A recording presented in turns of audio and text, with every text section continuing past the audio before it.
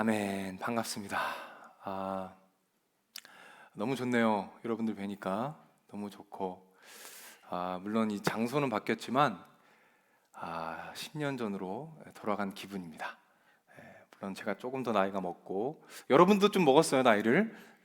그렇지만 10년 전으로 돌아가서 다시 그때 예배를 드리는 것 같아서 또 마음이 짠하고 감동적입니다. 우리 옆에 계신 분과 한번 인사할게요. 우리 옆에 계신 분에게 당신의 외모에 상관없이 당신을 사랑합니다, 그렇게 고백할게요. 믿음을 가지시고 고백하십시오. 이번에 좀 더 어려운 걸로 갈까요? 당신의 인격과 상관없이 당신을 사랑합니다.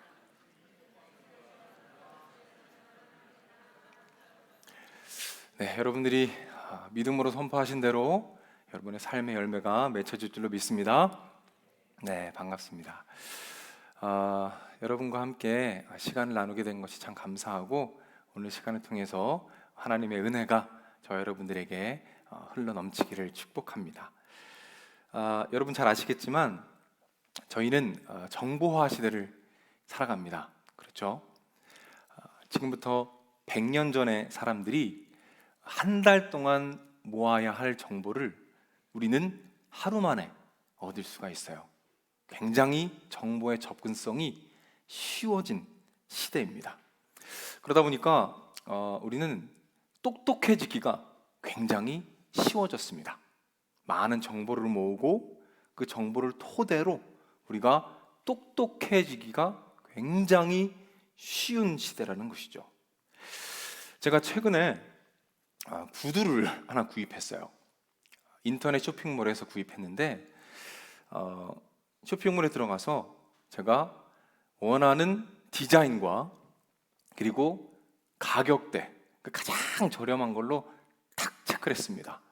그리고 클릭을 했더니 여러분, 이 정보가요, 이 어마어마합니다. 쫙 뜨고요. 더 충격적인 건 뭐냐면 외국에 있는 제품까지 다 나와요. 중국에 있는 거, 미국에 있는 제품까지 쫙 나오는 거예요. 이게 어떻게 합니까? 그때부터 제가 고민을 했어요. 뭘 사야 될까? 이 중에서 같은 가격인데 어떤 게 배송료가 더 싼가? 어떤 게 좀 할인이 되나? 이 고민을 제가 하루 종일 하고 있더라고요. 하루 종일 고르고 또 고르고 또 골라서 제가 산 게 이 구두거든요. 요건데 이게 저렴해 보이는 만큼 저렴해요. 네. 저렴해 보이는 만큼 딱 저렴합니다. 제가 딱 클릭을 해가지고요, 결제를 했어요. 결제를 하고 나서 그때부터 문제가 시작됩니다. 왜냐하면 결제한 다음에 어떤 일이 일어나면, 여러분, 이 컴퓨터가 목이 자꾸 메이네요.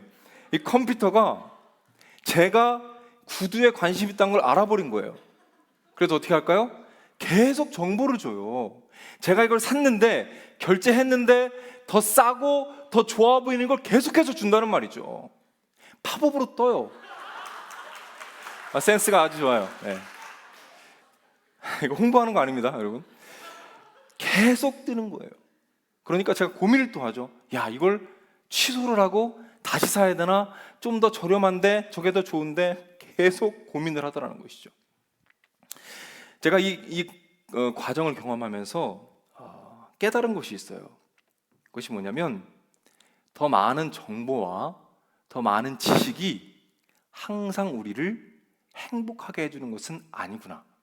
더 많은 정보가 오히려 우리를 더 복잡하게 하고 때로는 더 불행하게 만들 수도 있겠다라는 생각을 하게 되었어요.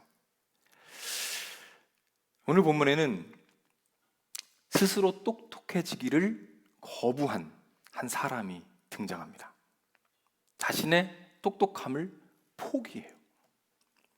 노아라는 사람이죠. 하나님께서 노아에게 명령하십니다. 여러분 잘 알고 계신 내용이에요. 방주를 만들라고 명령하시는데 그 조건이 굉장히 까다롭습니다. 몇 가지 조건들이 있는데 제가 3가지만 말씀드릴게요. 하나님께서 노아에게 말씀하신 조건 3가지입니다. 첫 번째, PPT를 띄워주시면 같이 한번 볼게요.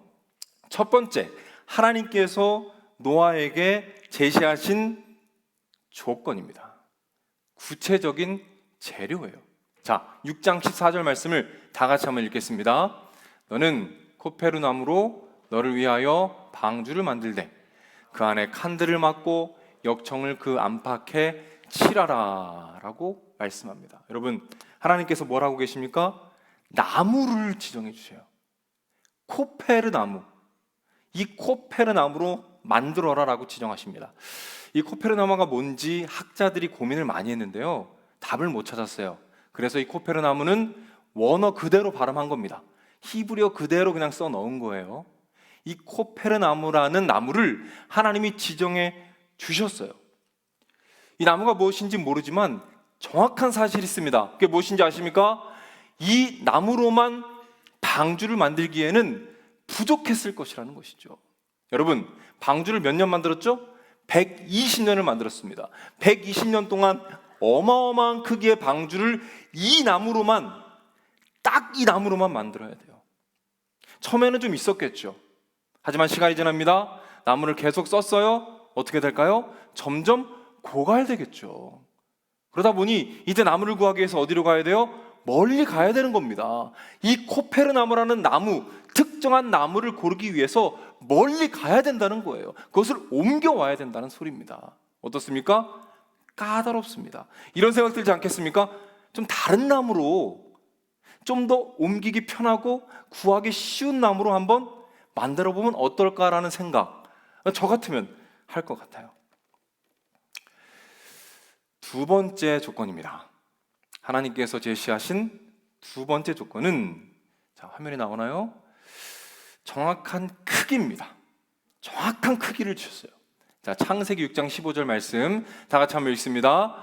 내가 만들 방주는 이러하니 그 길이는 300규빗, 너비는 50규빗, 높이는 30규빗이라. 하나님께서 정확한 사이즈를 제시해 주십니다.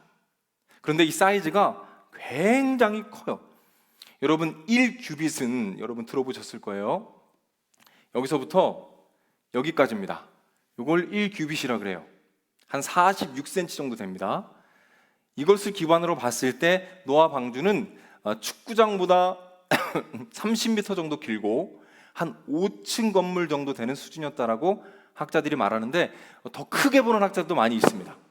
최소한 그 정도라는 거예요. 그 규모의 방주를 만들어야 된다는 것입니다. 어마어마한 규모죠. 이걸 만들다 보면 이런 마음이 들지 않겠습니까? 조금만, 많이도 말고 조금만 작게 만드는 거야. 조금만 낮게, 작게 만들고 동물을 좀 덜 실으면 되잖아요. 음식을 좀 덜 실으면 되잖아요. 이런 마음이 들지 않겠습니까? 이런 생각이 들지 않겠어요? 자, 세 번째입니다. 세 번째 조건은 제한된 인력입니다. 자, 창세기 7장 7절 말씀을 함께 읽겠습니다. 노아는 아들들과 아내와 며느리들과 함께 홍수를 피하여 방주에 들어갔고. 자, 노아의 방주에 탄 사람을 보니까 노아와 가족들이에요. 다시 말해서 노아의 방주를 지을 때 이 사람들만 지었을 가능성이 상당히 높다는 것이죠. 여러분, 120년 동안 그 어마어마한 방주를 지으면서 가족들끼리 그것만 지었다면 얼마나 힘들었겠습니까? 용역이라도 좀 붙여주면 얼마나 편해요. 그런데 그 소수의 사람이 그 작업을 했다는 것입니다. 여러분, 어떻습니까? 상상할 수 없는 어마어마한 배를 짓고 있습니다. 그리고 정해진 재료로만 짓고 있어요. 아주 소수의 인원이 짓고 있습니다. 비가 한 번도 안 왔던 시대에 비를 기다리면서 바다도 아니라 어디에 짓고 있습니까? 땅에서 이것을 짓고 있다는 것입니다. 생각을 조금만이라도 한다면, 조금이라도 생각할 수 있는 기능이 있는 사람이라면 어떨까요? 미련하다고 하겠죠. 그것 그대로 따라가는 건 미련한 짓입니다. 똑똑하지 않은 결정과 행동이라는 거예요. 여러분, 동의하십니까?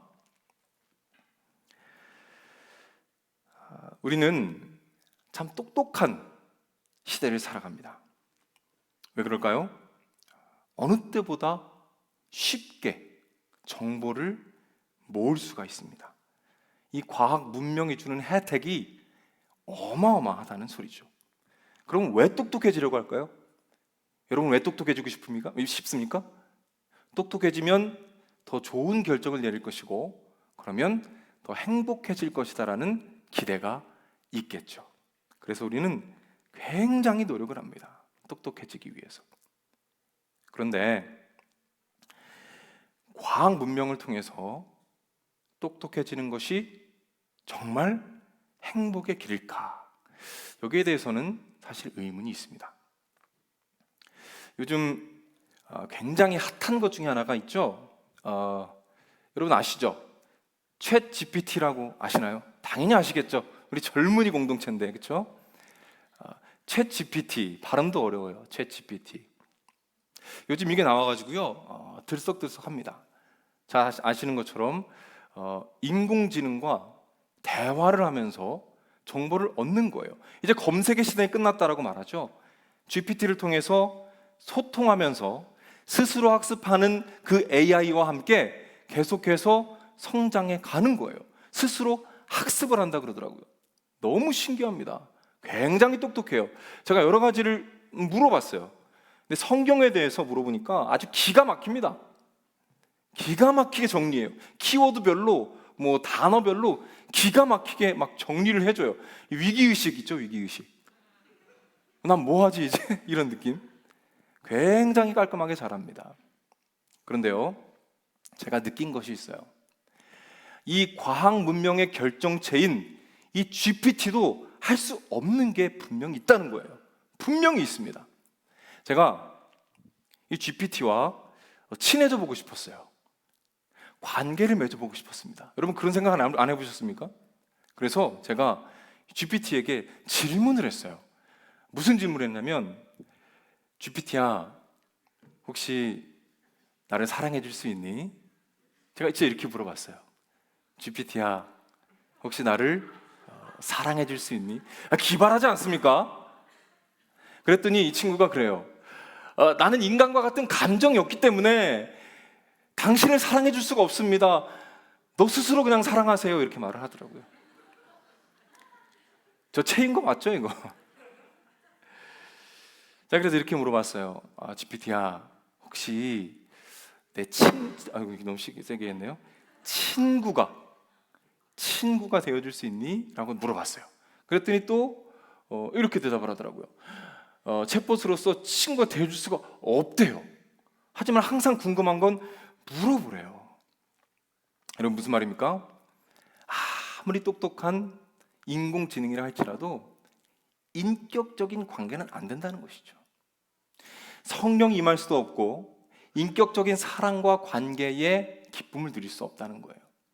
제가 또 한 가지 물어봤습니다. GPT야, 영생을 받으려면 어떻게 해야 되는지 혹시 아니라고 물어봤어요.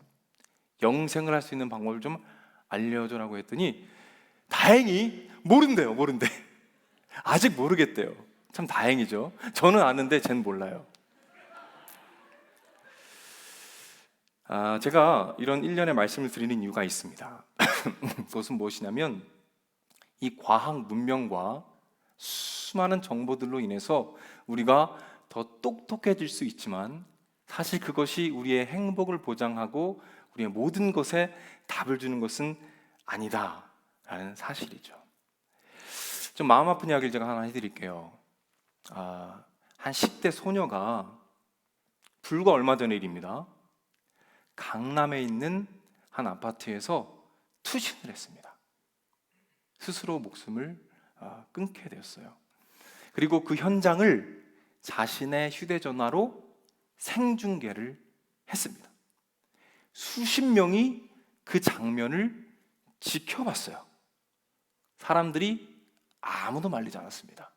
그리고 그 죽음을 부추기고 조롱했어요. 이 일이 이루어진 곳이 어딘지 아십니까? 우울증 갤러리라는 곳이 있대요. 울갤이라고 부른다고 합니다. 우울증 갤러리라는 인터넷 커뮤니티 안에서 일어난 일입니다. 이 울갤이 뭐냐면 우울증을 앓고 있는 청소년들, 젊은이들이 모이는 인터넷 커뮤니티예요.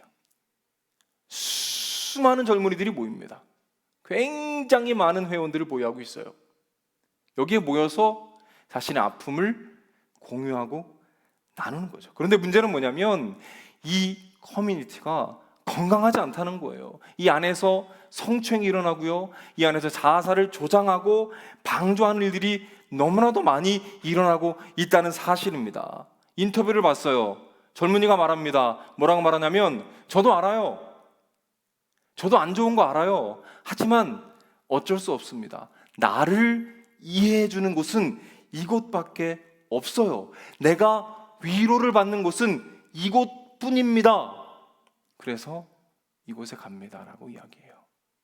그렇게 수많은 젊은이들이 이 우울증 갤러리에 모여서 더 큰 상처들로 악순환에 빠지고 있습니다. 사랑하는 여러분, 가장 똑똑한 세대입니다. 우리나라 역사상 가장 똑똑하고 가장 문명의 이기에 밝고 현대 문명에 가장 많은 이익을 본 세대라는 것이죠. 과학 문명 혜택을 가장 많이 누리고 있는 세대입니다. 너무 똑똑하지만, 너무나 많은 정보를 가지고 있지만 여전히 우울합니다. 여전히 내가 왜 살아야 되는지 이유를 몰라요. 내가 이 땅에 태어나서 살아 존재해야 하는 이유를 알 수 없다는 것입니다. 그리고 이것조차 나눌 수 있는 공동체조차 없는 안타까운 현실에 있다는 것이죠. 그 많은 정보들이 있지만 여전히 마음에 고통으로 힘들어하고 있다는 것입니다.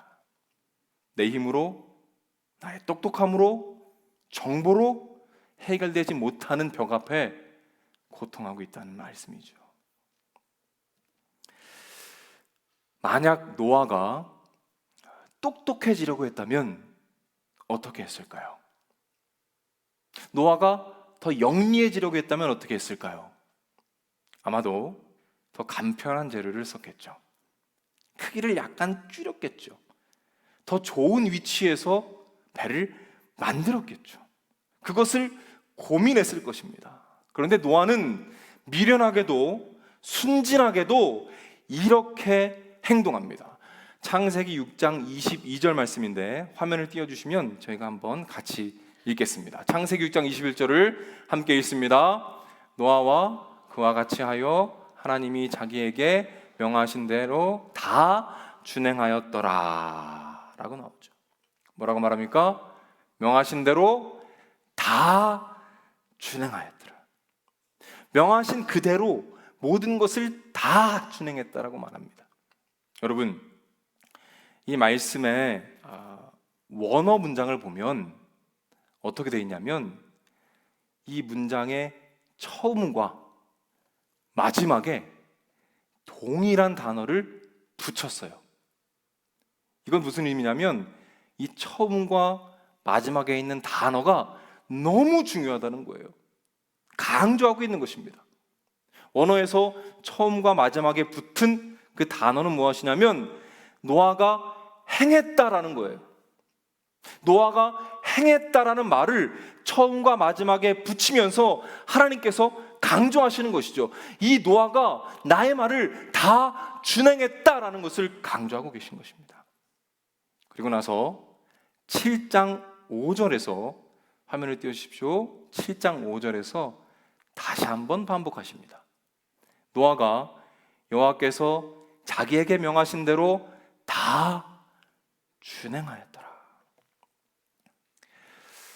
여러분, 하나님께 있어서 이 노아의 모습이 참 의미가 있으셨던 것 같아요. 하나님께 있어서 참 큰 의미가 있었던 것 같아요. 왜요? 2번이나 반복해서 말씀하십니다. 그리고 히브리어 원어 문장의 구조를 통해서 문학적 양식을 통해서 그것을 강조하고 계신 거예요. 무엇을 강조하십니까? 이 마지막 때에, 이 종말의 때에 여전히 미련하게 나의 말을 그대로 따라서 순종하는 예배자가 여전히 남아있구나라고 하나님께서 말씀하고 계신다는 것이죠. 저는 이 본문을 읽는데 마음이 뜨거워졌습니다. 하나님의 마음이 느껴졌어요. 하나님의 감격, 하나님의 기쁨, 하나님의 흥분이 제 안에 느껴졌다는 것이죠. 그 노아를 발견하셨을 때 하나님이 느끼셨을 그 흥분과 감동이 제 안에 다가왔다는 것입니다. 그렇습니다. 하나님께 있어서 이 노아의 모습은 너무나도 큰 기쁨이 되셨던 거예요. 사랑하는 여러분, 우린 여기에서 참된 지혜가 무엇인지 발견하게 됩니다. 여러분, 참된 지혜가 무엇일까요? 무엇이 참된 지혜일까요? 사랑하는 여러분, 참된 지혜는 미련해지는 것입니다. 어디에서요? 하나님 앞에서. 참된 지혜는 하나님 앞에서 미련해지는 거예요. 단순해지고 순진해지고 순수해지는 것입니다. 이 미련함과 지혜라는 이 서로 상충되는 이 개념이 역설적으로 공존할 수 있는 공간이 있는데 그것은 바로 하나님 앞에서입니다. 미련한 지혜라는 이 역설이 하나님 앞에서만 가능하다는 것이죠. 제가 잘 압니다. 지금 이 시대가, 지금 이 세대가 이런 분위기와 완전히 다르다는 것 조금 알아요. 요즘 젊은이들이 가장 싫어하는 말입니다. 그냥 순종해라, 그냥 받아들여라, 그냥 따라와라. 너무나도 듣기 어려운 말이죠. 그러나 그럼에도 불구하고 제가 담대하게 미안하지만 두렵고 떨리는 마음으로 예수님의 마음으로 여러분에게 선포하고 싶습니다. 사랑하는 여러분, 때로는 이것저것 복잡하게 생각하지 말고 아무런 의심 없이 어린아이처럼 때로는 미련하게 순수하게 그냥 주님 따라가는 것이 지혜인 줄로 믿으시기를 바랍니다. 내가 알고 있는 것, 과학 문명을 통해서 내가 앞으로 더 얻어낼 수 있는 정보로 충분히 하나님의 말씀을 대적할 수 있을지라도 그럼에도 불구하고 하나님 앞에서 그저 어린아이와 같이 미련하게 순수하게 하나님을 따라가는 삶, 거기에 행복이 있더라는 말입니다. 하나님이 기도하라고 하시면 그냥 기도하고, 하나님이 무릎 꿇으라고 하시면 그냥 턱하고 무릎 꿇고, 사랑하라고 하시면 사랑하고, 용서하라고 하시면 용서를 시작해 보는 것입니다. 머리가 터질 것처럼 고민하다가도 예수님께서 나를 따라오라고 하면 그냥 한번 따라가 보는 거예요. 이 미련한 것이 하나님 앞에서는 지혜라는 것입니다. 제가 생각이 복잡해질 때가 있습니다. 여러 가지 생각이 복잡해지고 많은 자료들을 찾으면서 이 정보와 저의 똑똑함에, 똑똑하지도 않지만 이 똑똑함에 의존하려고 할 때가 있어요. 그때 제가 보는 영상이 하나가 있습니다.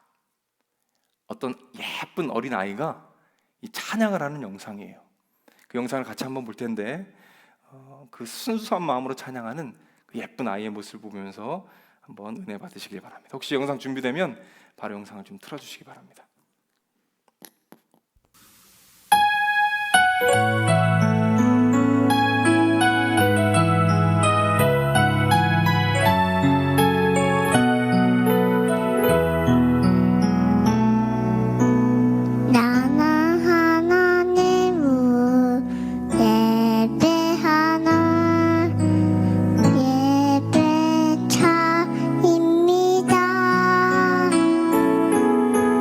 내가 서 있는 곳 어디서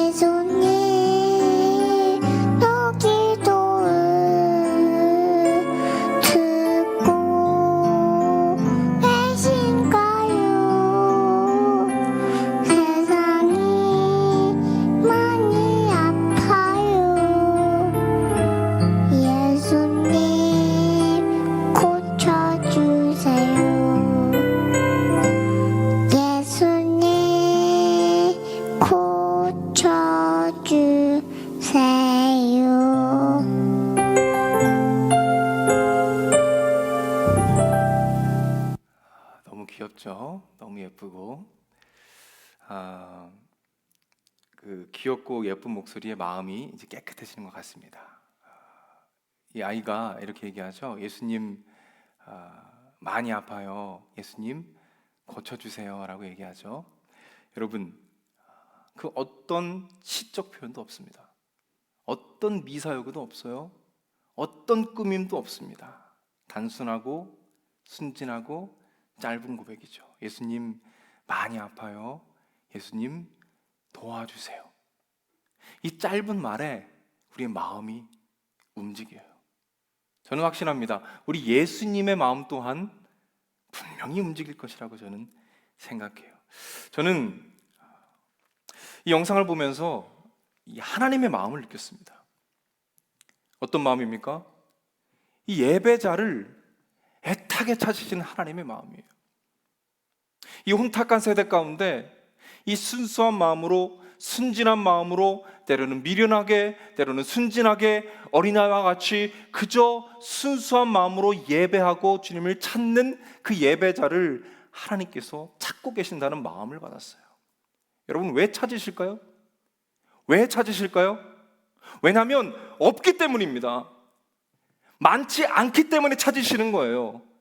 노아의 시대도 없었습니다. 그래서 하나님께서 노아를 발견하셨을 때 너무도 기뻐하셨다는 것이죠. 그리고 지금 오늘 여기에서도 동일하게 하나님께서 순전한 예배자들을 찾고 계신다는 거예요. 최근에 미국에서 부흥이 있었습니다. 이것을 제가 어른들 설교 때 한번 얘기를 했는데 여러분과 꼭 한번 나누고 싶었어요. 미국에서 놀라운 부흥이 일어나고 있어요. 한 대학교입니다. 켄터키주에요. 에즈베리 대학교라는 대학교가 있어요. 이 대학교에서 놀라운 부흥이 일어나고 있습니다. 학교 채플 시간입니다. 그런데 이 채플, 이 썰렁했던 채플실이 이 수백 명의 청년들, 젊은이들로 가득해진 거예요. 그리고 이 예배당이 모자라서 이제 예배당 밖으로 나가서 무릎을 꿇고 기도하는 그런 모습들도 보여줍니다.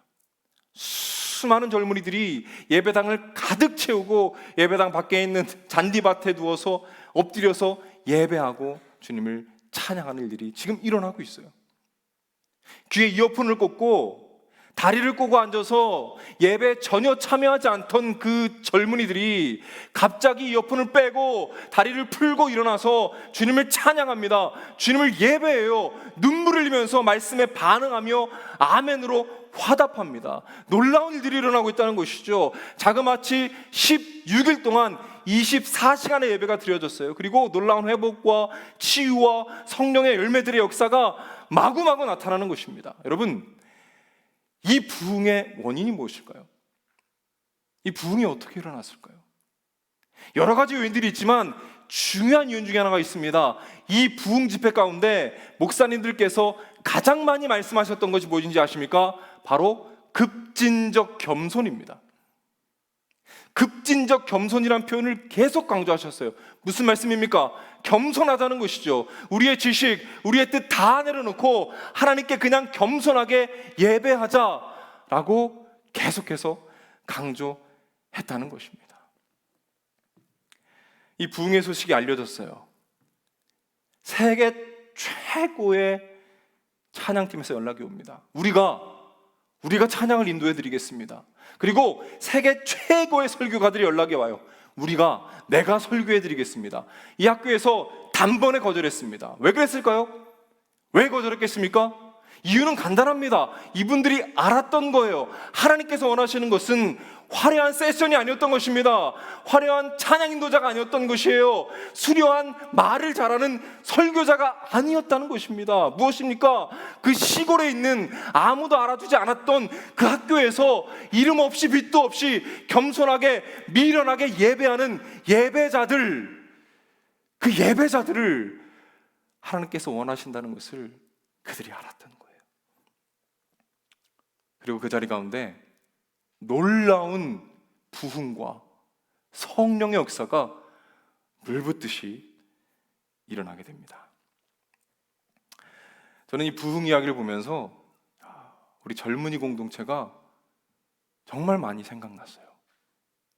우리 공동체가 너무나도 마음에 뜨겁게 다가왔습니다. 저는 여러분들을 보면 참 좋습니다. 제가 이 온세계교회 다시 돌아와서 참 많은 부분들이 좋지만 특별히 좋은 부분들이 있어요. 그것이 무엇이냐면 바로 여러분들이 교회에 남아있다는 거예요. 제가 아는 얼굴들이 계속 있다는 것이 너무나 행복합니다. 왜 그런지 아세요? 그것이 왜 행복한지 아십니까? 왜냐하면 지금은 교회를 떠나야 할 이유가 너무나도 많아요. 여러분들이 교회를 떠나도 이상하지 않을 시대라는 것이죠. 여러분, 드라마, 영화, 매스컴에서 계속해서 목회자들과 교회를 집중 공격하고 있습니다. 여러분 아시잖아요. 계속해서 공격하고 있어요. 세상이 말하는 가치관과 우리의 가치관이 너무나 달라요. 순종하라, 하나님께 복종하라, 헌신하라. 이것이 지금 세상의 시대의 메시지와 너무나 다르다는 거예요. 너무나 힘들다는 것입니다. 재밌는 것도 얼마나 많습니까? 얼마나 화려한 것들이 많아요. 그럼에도 불구하고 여러분이 이 자리에 남아있다는 것이 참 감사해요. 너무나 감사해요. 성경을 유일한 진리로 믿고 예수님을 유일한 구원자로 믿으며 여전히 이 지루한 곳에 앉아서 예배드리고 찬양하고 있는 여러분이 참 귀하다고요. 그래서 너무나 감사해요. 근데 제가 조금 더 욕심을 내고 싶어요. 조금만 더 욕심을 내고 싶습니다. 여러분, 우리 젊은이 공동체 이 안에서 하나님이 찾으시는 예배자가 1명씩 2명씩 늘어가기를 축복합니다. 이 세상의 지혜, 이 똑똑함 잠깐 내려놓고 하나님이 멈추라 하시는 곳에서 그냥 멈추고 주님이 기도하라는 곳에서 그냥 무릎 꿇고 기도하며 미련하게 순진하게 그렇게 기도하며 주님께 나아가며 때로는 밤새도록 기도하고 밤새도록 예배하면서 하나님을 찾는 그런 예배자들이 우리 젊은이 공동체 안에서 1명씩 2명씩 더 늘어나기를 소망합니다. 하나님 기뻐하실 거예요. 그리고 여러분 축복하실 것입니다. 놀라운 성령의 열매가 맺혀지게 될 거예요. 여러분의 삶의 의미를 여러분 찾게 되실 것입니다. 여러분이 왜 살아야 되는지 깨닫게 되실 거예요. 여러분, 그 부흥이 이곳에 임하게 될 줄로 믿습니다. 여러분을 통해서 그 미국에서 시작된 부흥이 우리 젊은이 공동체 예배자들을 통해서 그 겸손한 예배자들을 통해서 이곳에서 시작되어 부평을 넘어 인천을 넘어서 세계 열방까지 뻗어나게 될 그 기대와 소망을 저와 함께 품고 예배하며 나아가시는 저와 여러분들의 되시기를 주님의 이름으로 축복합니다. 이 시간 좀 힘드시겠지만 자리에서 한번 일어나 봤으면 좋겠습니다. 우리 주님을 좀 예배하며 나갈게요.